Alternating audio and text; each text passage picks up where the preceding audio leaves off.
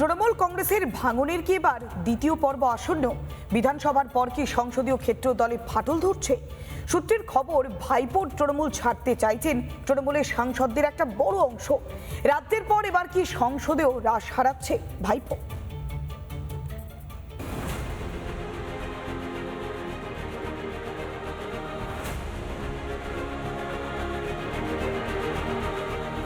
ভোটের ফল ঘোষণার পর দৃশ্যটা পুরোপুরি বদল। যে তৃণমূল একসময় বিরোধীদের ভাঙাতো, এখন সেই তৃণমূলেই ভাঙনের জোর শব্দ। বিধানসভায় পরিষদীয় দলের রাশ এখন অন্য শিবিরের হাতে। মাননীয়া মমতা বন্দ্যোপাধ্যায়কে আমাদের পরামর্শদাতার ভূমিকায় থাকার জন্য লাউড অ্যান্ড ক্লিয়ার পরিষ্কার বাংলায় বলেছি। এই আবহে দলের সাংসদদের একাংশের মধ্যে বাড়ছে অসন্তোষ।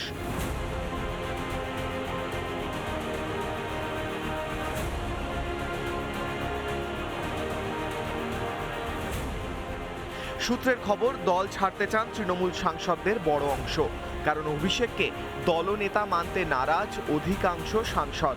অভিষেকের বিরুদ্ধে খাপ্পা তৃণমূল সাংসদদের একটি অংশ।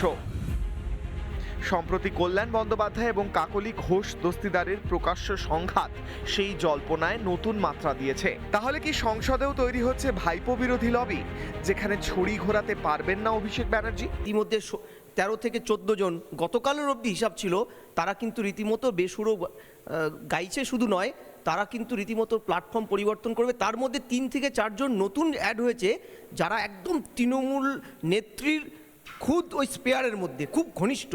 ওরাও কিন্তু তৃণমূলই করবে, শুধু মমতা অভিষেক বিবর্জিত তৃণমূলটা। 2011 থেকে বিরোধীদের ঘর ভাঙতে নোংরা খেলা খেলেছে তৃণমূল। অন্য দলের নেতা ভাঙিয়ে বাড়িয়েছে নিজের দলের শক্তি। কিন্তু ইতিহাসের সবচেয়ে বড় বিদ্রূপ হয়তো এটাই, এখন তৃণমূলেরই ঘর উজাড়। এমনকি সংসদেও এখন ভাঙনের ভয় ভাইপোর। অভিষেককে মেনে নিয়ে, ওকে নেতা মেনে নিয়ে স্ট্যান্ডিং ওভেশন দাও মমতা আবার বলছেন। অভিষেককে মেনে নিয়ে যাদের সেলফ রেসপেক্ট রয়েছে বা যাদের ডিগনিটি বোধ রয়েছে, তাদের পক্ষে দলে কি বিধানসভায় আর লোকসভায় কাজ করা তো কঠিন বটে। এতদিন ভয় বলতে পারতো না, অন্য কোনো কারণও থাকতে পারে, আমি জানি না। তাহলে কি বিধায়কদের পর এবার সাংসদদেরও অভিষেকের বিরুদ্ধে অনাস্থা?